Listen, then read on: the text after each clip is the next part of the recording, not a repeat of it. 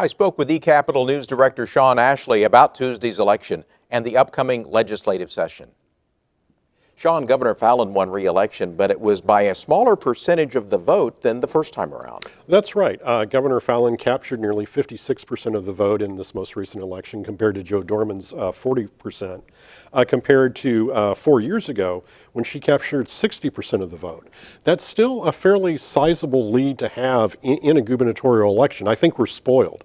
When we look back to 2006 and Brad Henry's re-election, he won by better than 32 points. So that is something I think that's a high bar to match for any governor seeking re-election. Many of the other candidates won by 60, with a 60 percentage or more. Yeah, that's true. But here's what I think is kind of interesting and maybe reveals one of the tones going into this campaign and this election on Tuesday. And that is Governor Mary Fallin and Superintendent of Public Instruction-elect Joy Hoffmeister both won by exactly the same percentages. They won 55.8% of the vote.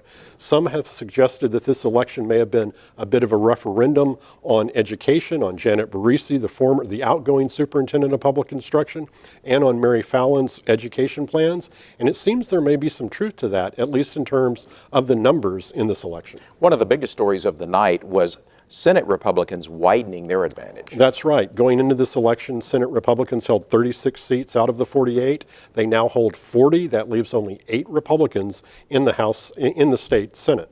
So what happens now? Republicans have not only held on to their big advantage in the House, have widened their advantage in the Senate, and the governor is back. Yep. You would think everything would be hunky-dory. Everybody's of the same party. We're going to do exactly what the other side wants. But historically, we have seen that's not the case in Oklahoma. Governor David Walters was the last governor to have both a Democratic House and Senate and be a Democrat himself. And he probably had more bills whose veto was overridden by his own party than many other governors, including Frank Keating, who never had a veto overridden, although he had a Democratic House and Senate. Often it comes down to managing personalities, getting everybody on the same page at the right time to get accomplished what all 3 legs of that stool want to accomplish. What do you think we should look for from this new legislature? It's hard to say. For the first time, they will get together on November 18th for a ceremonial swearing in. We'll begin to get an idea of how they interact with one another then and whether they're on the same page or not.